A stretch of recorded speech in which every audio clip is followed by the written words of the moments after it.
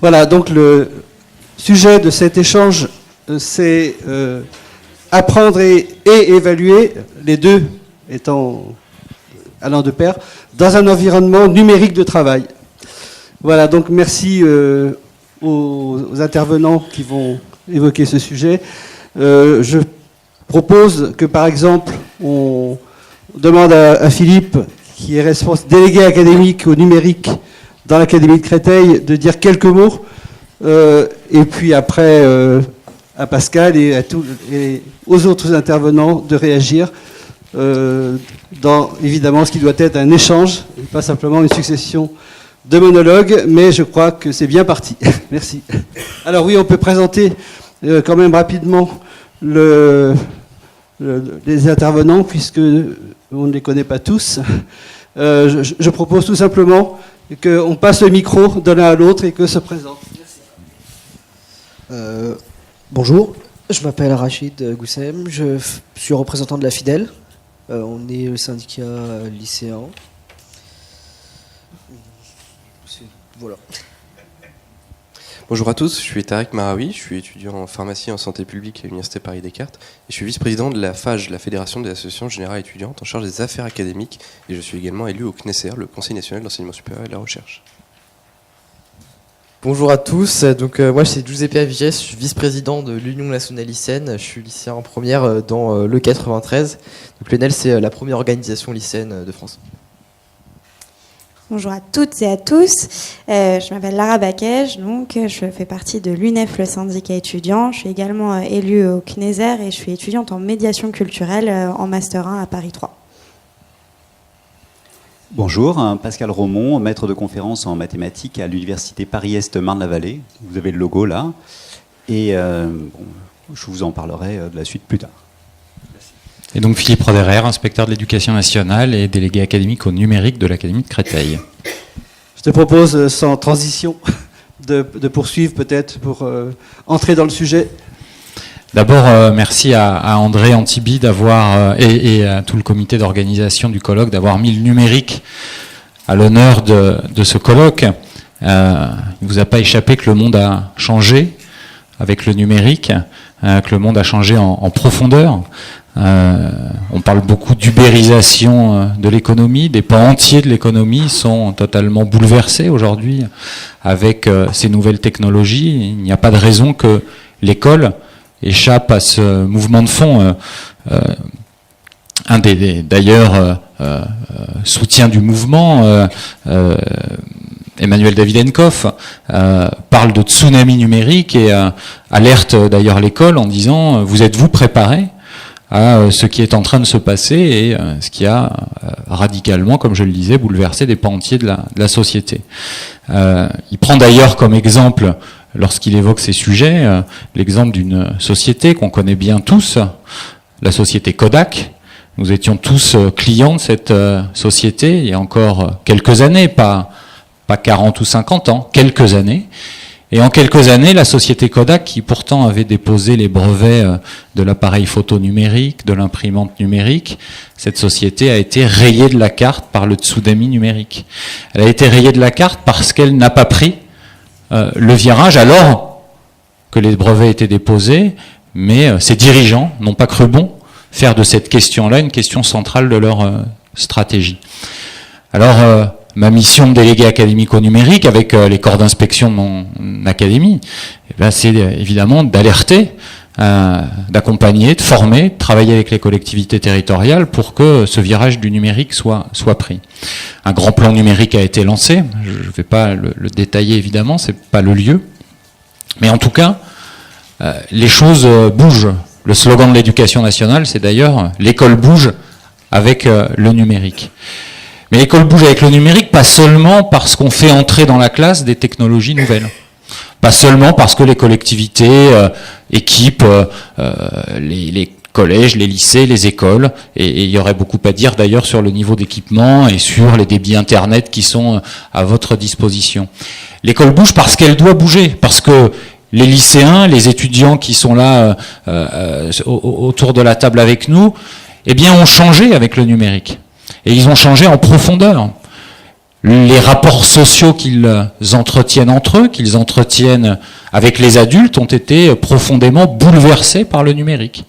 Vous êtes tous adeptes, utilisateurs de réseaux sociaux. Vous êtes tous sur Facebook, sur Twitter, sur Snapchat.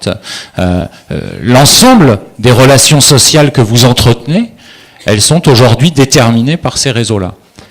La question que j'ai envie de poser, c'est qui vous a appris à vous servir de ces réseaux ? Qui vous a éduqué à être des citoyens dans une société complètement irriguée par le numérique ? Pas l'école. Pas l'école. Non plus vos parents. Vous êtes éduqués tout seul. Il y a une responsabilité éducative extrêmement forte de l'école aujourd'hui pour apprendre à nos élèves à devenir des citoyens éclairés dans un monde numérique. Alors, après ces propos introductifs, quel rapport avec l'évaluation ? Eh bien, le rapport, c'est que nos élèves entretiennent avec les savoirs, avec la connaissance, de nouveaux rapports. On évalue beaucoup, aujourd'hui, à l'école, au collège, au lycée. Je parlerai moins de l'enseignement supérieur, qui est un domaine que je connais pas beaucoup. On évalue beaucoup de connaissances. Et Michel Serres disait dans un petit livre que je vous encourage à lire, Petite poussette, mais qu'est-ce que vous voulez transmettre aujourd'hui ? Tout est transmis. En 3 clics, vous avez accès à toutes les connaissances possibles et inimaginables. Alors de là à ce que ces connaissances deviennent des savoirs, il y a évidemment un chemin à parcourir et le rôle de l'enseignant est évidemment central.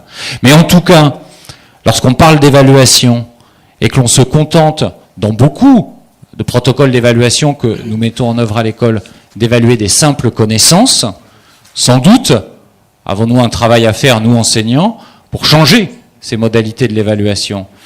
Est-il utile d'évaluer des connaissances lorsque nos élèves ont accès très directement à ces connaissances ?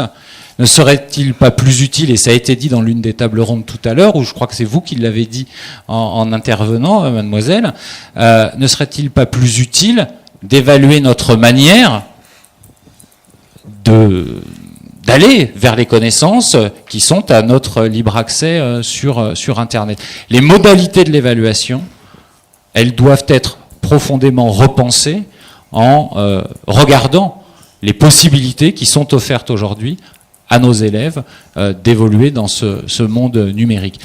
Alors, c'est une pensée très générale, on peut aller sur des choses plus particulières. Aujourd'hui, dans nos écoles, dans nos collèges, dans nos lycées, on met à disposition des élèves et de leurs professeurs des environnements numériques de travail. C'est dans le titre de la table ronde. Que nous permettent ces environnements numériques de travail ? Permettent d'interagir entre élèves et professeurs. Et on voit bien que dans les protocoles que défend et que propose André, que un bon nombre de présents aujourd'hui dans la salle eh bien, ont testé, ont fait évoluer et ont travaillé vers d'autres formes positives, bienveillantes d'évaluation. On voit bien que ces environnements numériques de travail vont enrichir le moment qui est un moment déterminant dans le protocole EPCC ou dans ses dérivés, qui est le moment eh bien, de la liste de questions, certains appellent ça la fiche de réussite. Lorsque tout ça est accessible sur un environnement numérique de travail, que des liens ont été faits dans cet environnement numérique de travail vers d'autres ressources, que le forum de l'environnement numérique de travail permet aux professeurs d'interagir en dehors du temps de classe avec ses élèves au moment où l'élève prépare son contrôle, eh bien tout ça enrichit fortement la relation et favorise une meilleure réussite des élèves. Merci Philippe. Donc, une des façons d'interagir, c'est précisément de bénéficier des outils que permet donc le numérique au niveau des contenus et de leur apprentissage.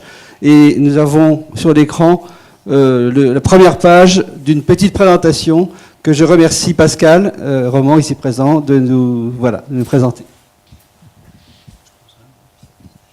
Merci Gérard, ça me fait plaisir d'être invité à un congrès, un colloque sur un thème qui me tient à cœur. Hein. Et ce qu'il m'a proposé de raconter, c'est un exemple, un cas d'école, si j'ose dire, hein, ce qu'on peut faire à partir du numérique hein, et qui peut servir de substrat à des discussions ultérieures. Hein. Donc je vais vous raconter, car je ne suis pas un théoricien de la pédagogie, je suis un praticien quotidien. Ce que nous avons fait à l'université Paris-Est Marne-la-Vallée, plus spécifiquement en Matinfo, hein, en l'occurrence, pour utiliser le numérique, et nous avons fait plein de choses, hein. Je vous en montrerai qu'un petit morceau, le morceau qui a trait à l'évaluation, puisque c'est le cœur. Hein. Mais je dois dire qu'il y a d'autres aspects auxquels je suis attaché. Alors, le point de départ, c'est évidemment nos étudiants dont le niveau ne nous satisfait pas. Quand je dis ça, je fais un petit clin d'œil, ce n'est pas, je pense, moi j'espère, le professeur sévère qui parle et qui dit que ses élèves sont jamais assez bons. Donc, malheureusement, c'est un point de vue, je dirais, motivé par des statistiques que nous faisons sur leurs origines, la sociologie de nos étudiants, etc., etc. Donc effectivement, on a un problème de niveau. On a aussi un gros problème de motivation. Car avec APB, nos étudiants arrivent éventuellement, ont pris une autre université, une autre filière, en dernier choix sur une liste d'une quinzaine de choix. Il faut vivre avec. Et dépourvus de méthode de travail, bon, on le regrette, ou en tout cas, ils n'ont pas la méthode que nous, on aimerait les voir appliquer. Donc, une solution, évidemment, ce serait de les virer, ce qui poserait un problème, je pense, au ministère qui râle régulièrement sur le taux d'échec en licence. Hein. Mais c'est pas ça notre motivation. Notre motivation, c'est de les faire réussir. Hein.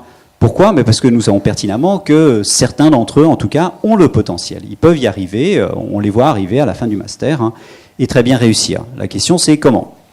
Et parmi la palette de méthodes que nous pouvons utiliser, novatrices ou pas novatrices, hein, il y a l'usage de l'informatique.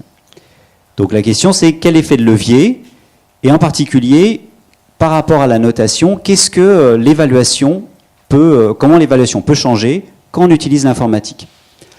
Alors j'utilise pour ça un outil, parmi d'autres, un outil que j'aime beaucoup, qui est WIMS, donc qui est Web Interactive Multipurpose Server, qui a été développé il y a fort longtemps, qui est innovant si l'on veut, et qui est grosso modo un exerciceur. Enfin, derrière ce barbarisme, c'est un programme qui pose des questions aux étudiants, qui doivent répondre à la question, et puis ils valident ou non la question.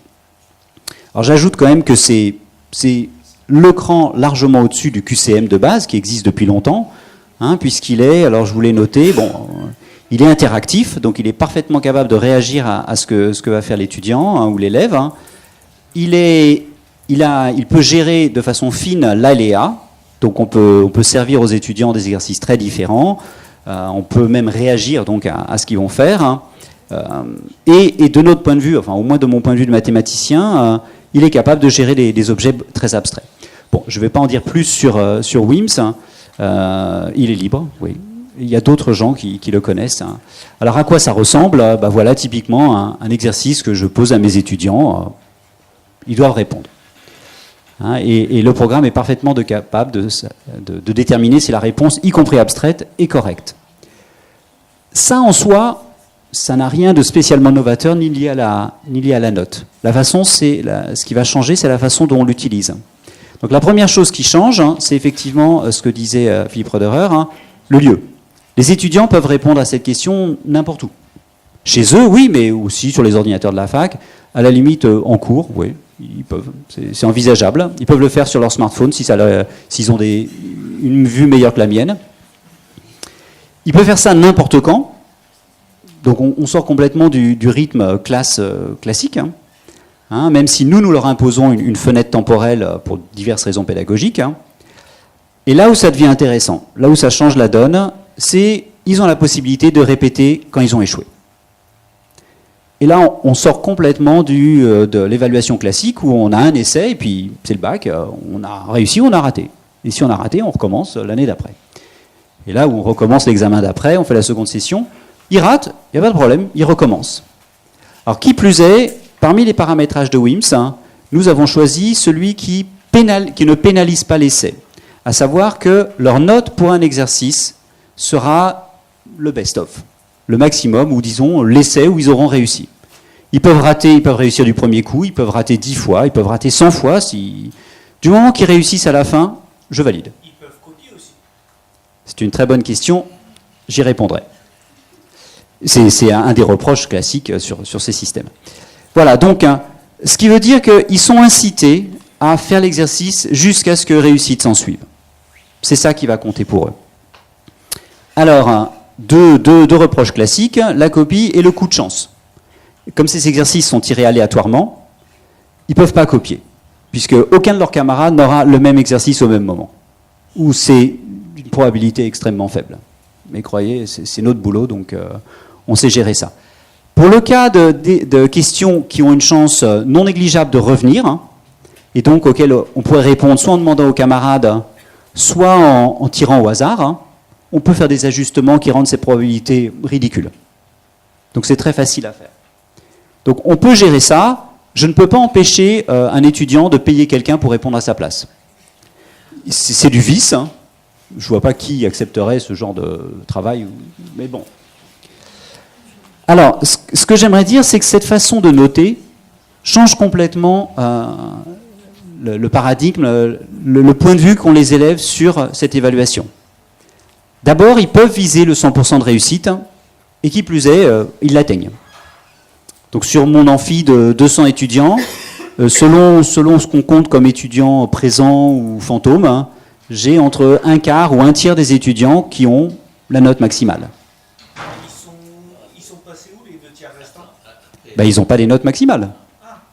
Ils ont des notes honorables, voire très bonnes ou très mauvaises selon leur travail, mais j'ai un tiers des étudiants réellement présents qui a 20 sur 20.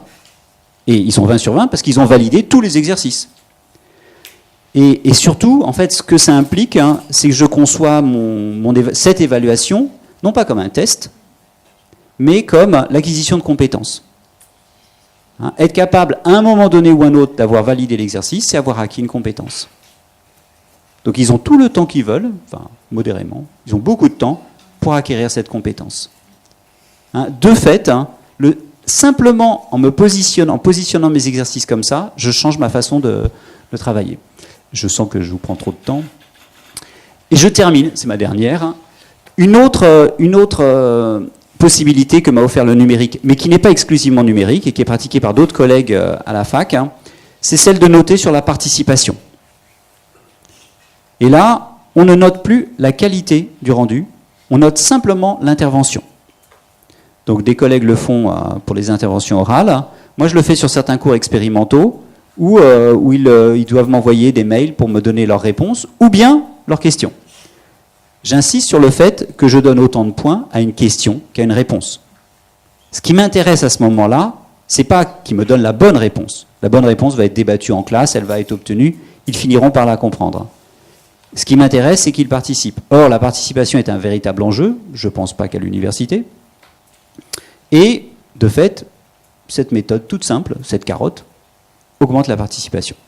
Voilà tout pour cet exemple, hein, et j'accueillerai vos questions avec plaisir. Du coup, moi, quand on m'a parlé d'espace, d'environnement numérique de travail, j'ai pensé au mien, dans ma fac à Paris 3. Bon, du coup, c'est un espace numérique qui est très incomplet et qui ne sert pas à grand-chose, en toute sincérité. Ou quand le 5 fait de vouloir récupérer ses notes, c'est un peu le parcours du combattant et qui n'est pas du tout adapté à la réalité en fait des étudiants.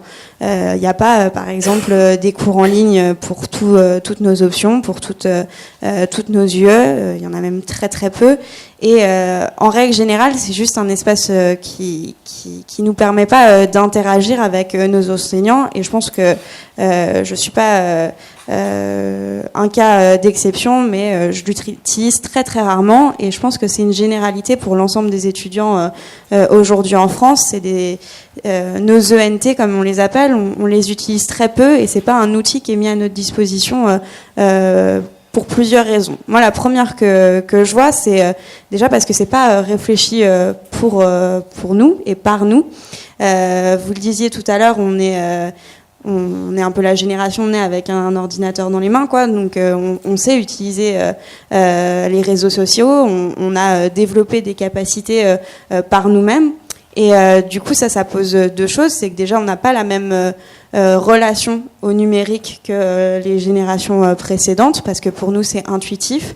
Et c'est vrai que les ENT aujourd'hui, c'est pas des espaces qui sont intuitifs. Là, en règle générale, c'est pas du tout le même fonctionnement. Et la deuxième raison, c'est aussi parce qu'on a très peu de budget pour le numérique aujourd'hui. Il y a des appels à projets d'excellence, mais du coup qui touchent pas l'ensemble des universités. Et je pense que pour l'éducation, c'est quelque chose qui est assez général, où on n'investit pas dans l'innovation, qu'elle soit numérique ou autre. Du coup, pour revenir un peu sur la question de l'évaluation en tant que telle, je pense qu'il y a deux choses que j'aimerais là mettre en avant pour pas non plus parler des heures, parce qu'il y a beaucoup de choses à dire. Le numérique, c'est un outil au service de la réussite des étudiants, mais c'est pas une finalité. Je pense qu'on peut pas s'appuyer essentiellement sur le numérique, et on peut pas dire que le numérique c'est la réponse à tous les problèmes qui peuvent exister aujourd'hui dans le monde étudiant. Quand j'entends par exemple des professeurs dire qu'on va dématérialiser des cours pour faire des cours exclusivement en ligne, quand certaines universités suppriment l'ensemble de leurs options de langue en disant vous avez des espaces pour apprendre les langues tout seul depuis chez vous, c'est pas quelque chose qui ira dans le sens de la réussite des étudiants. C'est pas l'individualisme face à son ordinateur qui va nous permettre de progresser. Par contre, effectivement, le numérique, ça peut être un outil supplémentaire pour aller plus loin. Ça peut être quelque chose qui est mis à côté des cours. On a notre cours en présentiel, et à côté, on a accès à des cours en ligne pour nous permettre de retravailler, pour nous permettre de prendre du temps pour acquérir les connaissances et les compétences qui nous sont demandées, et travailler à notre rythme. Ça, je pense que c'est assez intéressant et que c'est quelque chose qu'il faut développer. Et ensuite, sur toutes les méthodes, un peu les innovations qui peuvent exister aujourd'hui et qui sont expérimentées de plus en plus, il y a des choses très intéressantes là, ce dont M. Romont nous présentait par exemple sur l'aspect participatif. C'est vrai que quand on est dans un amphi avec plus de 400 personnes, c'est pas forcément facile de prendre la parole pour tous les étudiants. Puis en plus, il n'y a pas le temps que les 400 étudiants prennent tous la parole. Par contre, effectivement, qu'il y ait un système d'interaction à travers le numérique entre le prof et les étudiants, ça permet de faire en sorte que ça soit pas un système binaire où il y a le prof qui parle et les étudiants qui écoutent, mais qui est une vraie interaction qui change la façon de voir la pédagogie. Et au niveau de l'évaluation en tant que telle, je pense que ce que je disais tout à l'heure dans mon intervention, ce qui peut être très intéressant, c'est de développer en fait le fait qu'aujourd'hui, à l'ère du numérique, le savoir il doit être accessible, enfin il est accessible pour tous. On a tous accès au savoir, et aujourd'hui le problème c'est que même si moi je suis née avec un ordinateur dans les mains et que je peux vous faire plein de choses sur ordinateur, il y a plein de choses en fait que je sais pas faire parce qu'on me l'a pas appris. Et je pense que c'est là où l'éducation nationale, l'enseignement supérieur doit agir, c'est nous permettre de mieux utiliser les outils et pas de simplement le faire de manière intuitive comme on le sait aujourd'hui. On nous dit à l'entrée à l'université, faites attention, Wikipédia c'est le mal et tout est faux sur Wikipédia. Je pense que c'est pas la solution. La solution, ça serait de nous apprendre à vérifier nos sources de manière correcte. Il y a de plus en plus de cours qui se développent là-dessus aussi, mais je pense qu'on va pas assez loin. Et si on avait en tête aujourd'hui en France que le savoir il est accessible à tous et que aujourd'hui on devrait pouvoir n'importe qui, n'importe quel individu pouvoir trouver l'information qu'on cherche, ça nous permettrait de changer notre façon d'être évalué, parce qu'on nous évaluerait plus du coup sur le savoir et l'appris par cœur, mais sur notre compétence à aller chercher l'information. Voilà. Merci. Je crois que Philippe voulait dire un mot sur ce qu'on vient d'évoquer. Moi, je rejoins beaucoup de choses que vous venez de dire. On a longtemps parlé de fracture numérique, on continue d'en parler. La fracture numérique, elle n'est plus aujourd'hui sur les matériels. Tous nos élèves aujourd'hui sont équipés d'un smartphone, d'une tablette, d'un ordinateur. La fracture numérique, elle est bien sur les usages. La fracture entre les usages sociaux, personnels que vous avez du numérique et les usages scolaires, elle reste très importante. Elle reste très importante parce que, et vous l'avez très bien dit, les environnements numériques de travail qui sont déployés aujourd'hui dans les établissements sont, en termes d'ergonomie, en termes de fonctionnalité, assez éloignés des outils que vous utilisez dans le quotidien. Et aujourd'hui, former au numérique, c'est sans doute beaucoup plus former et éduquer, dans ce que vous avez dit, il y a une dimension éducative forte, former et éduquer au numérique, c'est sans doute beaucoup plus le faire en s'appuyant sur vos usages personnels. Merci. Alors, je suggère à Giuseppe de continuer, et puis dans l'ordre que vous voudrez, les deux autres intervenants. Merci beaucoup. Ça marche. Donc, vous m'entendez bien là ou pas? C'est bon. Du coup, moi, mon axe serait vraiment aussi celui qu'a emprunté ma camarade Lara. C'est vraiment un axe en tant qu'usager du service public, en tant que lycéen aujourd'hui. Comment on perçoit aussi ce système éducatif qui a du mal encore à prendre en compte ces questions numériques, a du mal à les intégrer dans ses habitudes, dans ses enseignements de tous les jours. Et du coup, une analyse qui serait essayer de comment améliorer cette situation et essayer de faire évoluer les dispositifs déjà mis en place.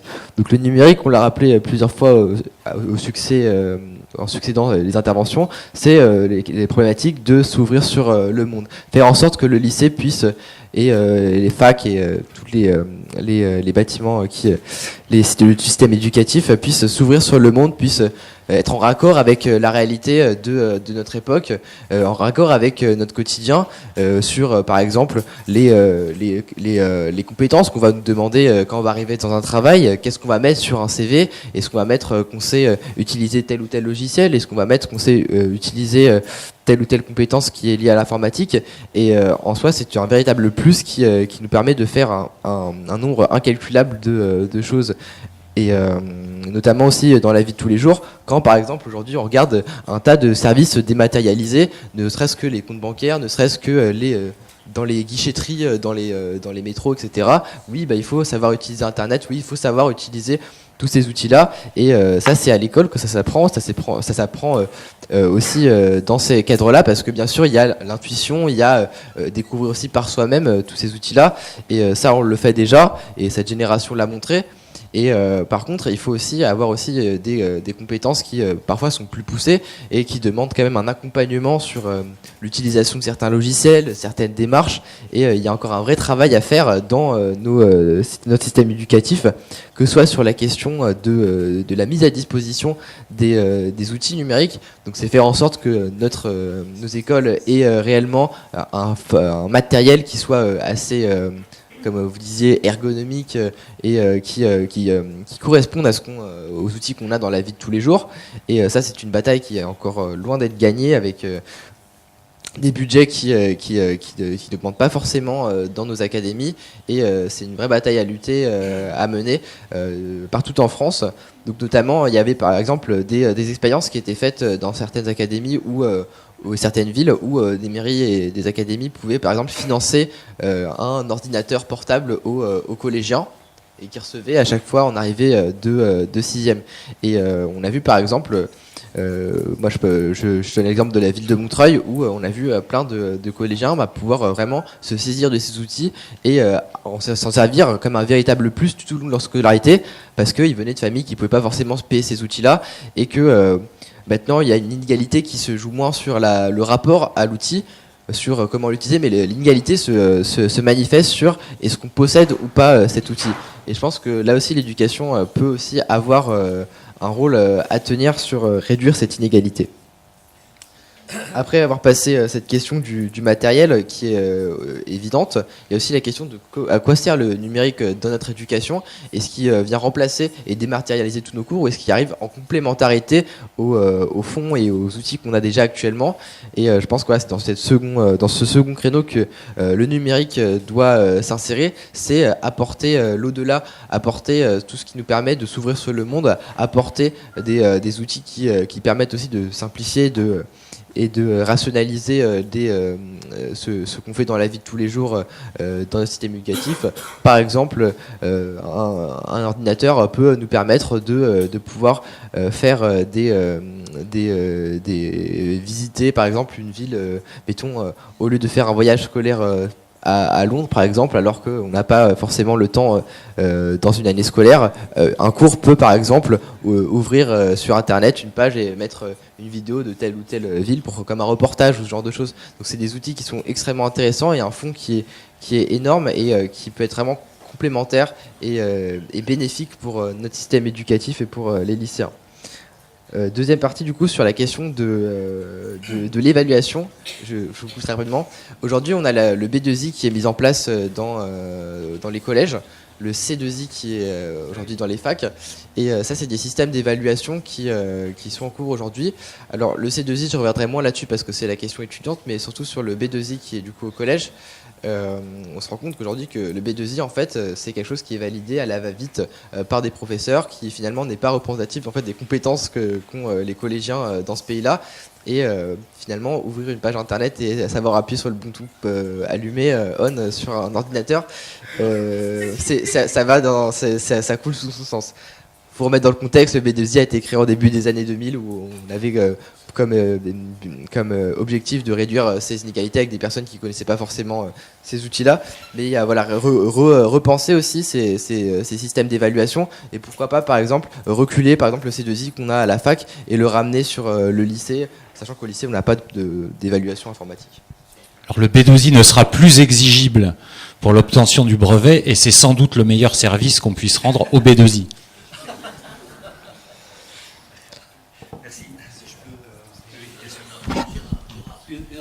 Donc juste, on vient d'entendre parler là des ENT et de leurs problèmes de disponibilité d'une part et d'ergonomie.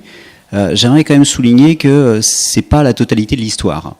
Là encore, si je parle de mon exemple et de ce que j'ai entendu ailleurs aussi, le cours que je donne est non seulement en présentiel, mais intégralement sur notre ENT qui est Moodle. Autrement dit, sur le cours, les étudiants trouvent non seulement tous les exercices et les annales des années précédentes, mais impolis avec l'intégralité du cours, et des vidéos sur l'intégralité du cours. Néanmoins, plus un forum, des remarques, du mailing, la totale. Un tiers de mes étudiants ne se connectent jamais, à la louche, à cet environnement. Donc il y a un problème qui dépasse la simple disponibilité. Ils y ont parfaitement accès, ils sont relancés par moi-même ou mes collègues chaque semaine, en leur disant « telle nouvelle capsule est disponible, connectez-vous, posez telle question ». Ils ne s'en servent pas.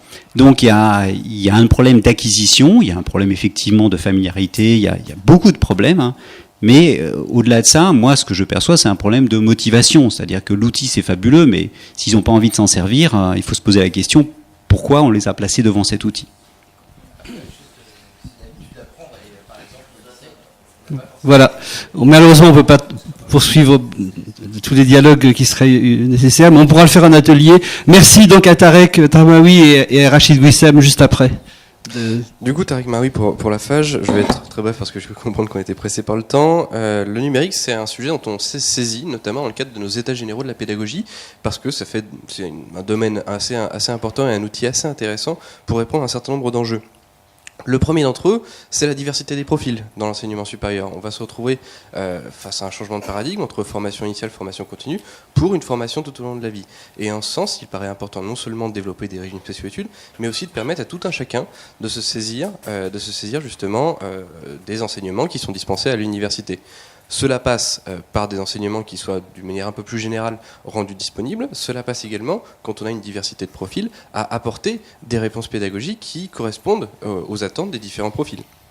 Et en ce sens, le numérique permet de répondre à un certain nombre d'enjeux. Au-delà de cela, on a également la notion de démocratisation de l'accès à l'enseignement supérieur. Et si je rejoins totalement Lara sur le fait que le lien social est extrêmement important, cela permet, si jamais on a le développement d'enseignement par le numérique, un redéploiement de l'activité pédagogique en termes de contenu, en termes de liens, en termes d'approche. Et cela est particulièrement important pour essayer de lisser un certain nombre d'inégalités.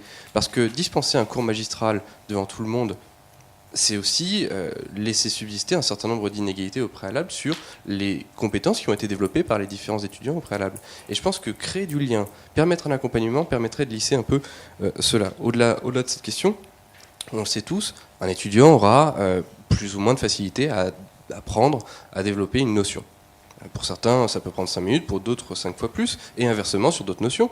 Et en ce sens, il paraît important de développer des outils permettant une progressivité de l'apprentissage. Le numérique répond en partie à cet objectif-là. Au-delà de cette question, se pose la diversité des différentes ressources pédagogiques. Si jamais on veut développer d'autres approches, il faut qu'on puisse développer de nouveaux outils. Cela passe par des ressources documentaires, cela passe par des exercices, cela passe par des forums. On parlait tout à l'heure d'échanges qui pouvaient exister. Et je pense que ça, c'est super important parce que ça permet à tout un chacun de s'exprimer sur une question. Qu'on ait tort, qu'on ait raison, la question n'est pas là. La question est de savoir comment construire une réflexion sur tout un tas de sujets. Et c'est également un outil assez intéressant parce que cela permet, au-delà de ces questions, une auto-évaluation, parce qu'on peut développer un certain nombre d'outils qui nous permettent de nous positionner sur l'acquisition d'un certain nombre de compétences et de connaissances qui sont une partie des compétences. Cela pose également un outil pour l'évaluation anonymisée par des pairs, parce qu'en ce sens, on sait toujours que on a... Dans les résultats qu'on a dans les évaluations par les pairs, on a tendance, en tant qu'étudiant, à être parfois plus strict que certains enseignants. Mais cela permet, là encore, de développer un certain nombre d'échanges et de dialogues pour élaborer un certain nombre de réflexions. Plus encore, c'est aussi un merveilleux outil pour l'assurance qualité. Parce que derrière, l'enseignant, j'imagine, peut aussi se rendre compte du niveau d'apprentissage d'un certain nombre de notions, et cela permet de revenir, si besoin en est, sur un certain nombre d'éléments. Donc grosso modo, cela est un outil assez intéressant, non seulement sur l'apprentissage, mais également du côté de l'évaluation. Et se posait tout à l'heure un élément sur lequel je voulais revenir, celui de l'équipement. Alors, d'une manière un peu plus générale, il est tenu comme acquis que tout un chacun dispose d'un smartphone, d'un ordinateur ou autre. Ce n'est malheureusement pas le cas. Alors, ça peut peut-être être anecdotique, mais en regard de l'importance que cela a dans le développement d'un certain nombre d'outils, je pense particulièrement important de ne pas mettre de côté ceux qui n'ont pas forcément les moyens de pouvoir en acquérir. Et je pense que ça relève d'un intérêt stratégique majeur, parce que je le disais tout à l'heure, on a une diversité de profils, certes, mais la numérisation d'un certain nombre d'emplois, la révolution et l'impact du numérique, non seulement sur le monde socio-économique, mais également sur l'apprentissage, nécessite que tout un chacun puisse se saisir de ces outils. Et pour cela, il va falloir qu'on réponde également à la notion de l'accessibilité de ces outils. Je vous remercie. Par rapport aux équipements numériques, déjà moi je suis en bac pro dans un domaine qui travaille beaucoup sur le numérique. Et le problème, c'est que j'ai remarqué qu'on avait, intervenu en Seine, c'est système électronique numérique. Et on a beaucoup trouvé qu'il y avait des injustices, par exemple envers la pro et la générale, et même la STMG.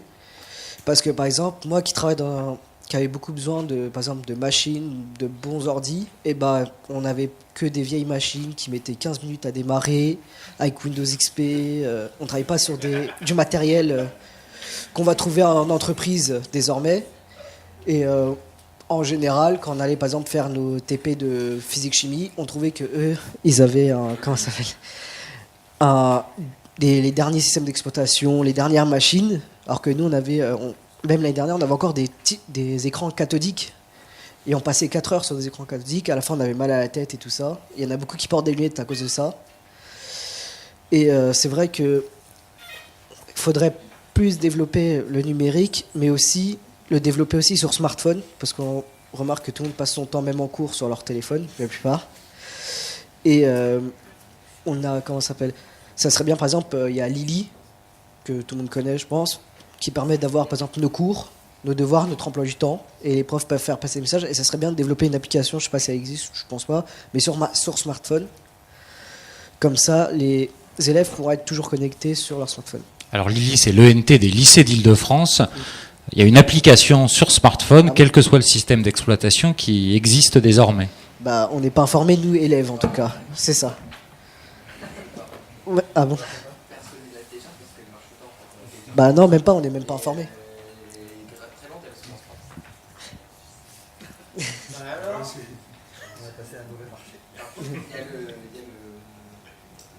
L'académie en ligne et le CNED toujours pas mis à ces systèmes d'évaluation, etc., interactifs et ces questionnaires. Ça, c'est intriguant, par contre. D'accord. Ouais, et donc, on va conclure avec Rachid. Et donc, Lily, vous avez dit qu'il y a une application, mais aucun élève, même les profs, ne sont pas au courant, nous disent d'aller sur le site web. Même pas, ils nous disent télécharge l'application, allez.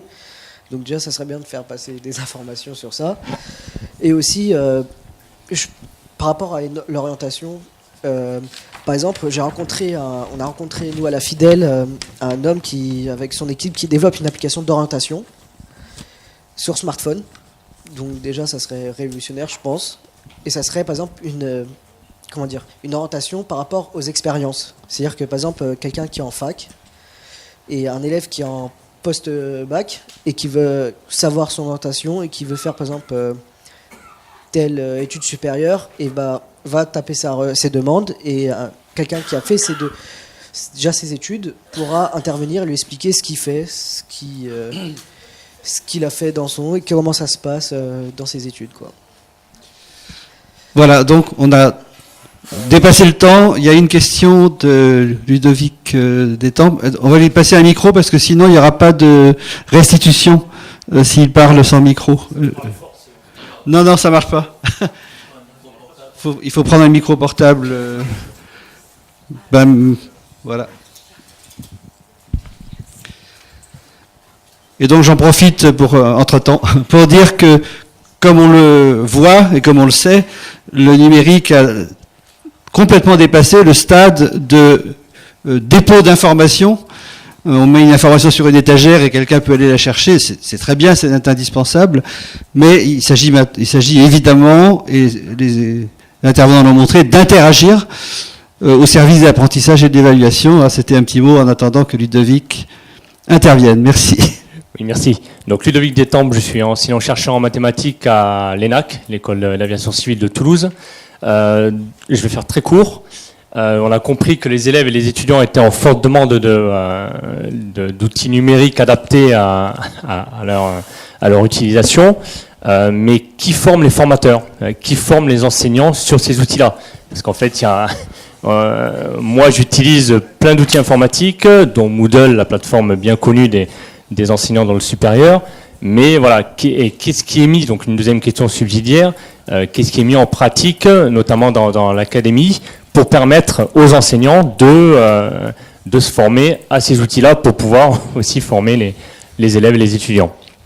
Alors, merci. Je ne répondrai pas pour l'université, puisque... Pardon ? Voilà, oui, on n'a plus que 5 secondes. Alors, ça va être compliqué en 5 secondes de répondre à une question qui est quand même la question majeure du plan numérique. Voilà. Le plan numérique, on considère beaucoup dans les médias, dans l'opinion publique, que c'est un plan d'équipement des élèves en tablette. C'est pas seulement ça, le plan numérique. Le plan numérique, c'est un vaste plan de formation. C'est un vaste plan de formation qui nous a amené dans l'Académie de Créteil cette année à former l'ensemble des commissions numériques de tous les collèges, on en a 356, et de tous les lycées, on en a près de 150. Le plan numérique, ça a été aussi 2500 heures de formation dans le plan académique de formation, uniquement sur la thématique du numérique. Des milliers d'enseignants formés à travers ce plan académique de formation. Et puis le plan numérique, c'est des formations de proximité. Chaque chef d'établissement a la possibilité de monter une formation avec les formateurs du rectorat sur ces questions de numérique. Donc la question de la formation, elle est centrale dans le développement du numérique. Ce ne sont pas les outils qui vont révolutionner la pédagogie, on le sait bien, aussi bon soit-il, vous appelez de vos voeux des outils ergonomiques, performants, en lien direct avec vos usages sociaux, et je crois qu'il faut aller vers ça. Mais c'est pas ça qui va changer les choses et qui va améliorer les apprentissages. Ce qui va améliorer les apprentissages, c'est la formation des enseignants, parce que c'est la pédagogie qui va changer les choses. Merci à l'ensemble des intervenants qui peuvent participer au déjeuner s'ils le souhaitent, et ils sont évidemment invités. Et je passe la parole à André pour les dispositions. Voilà.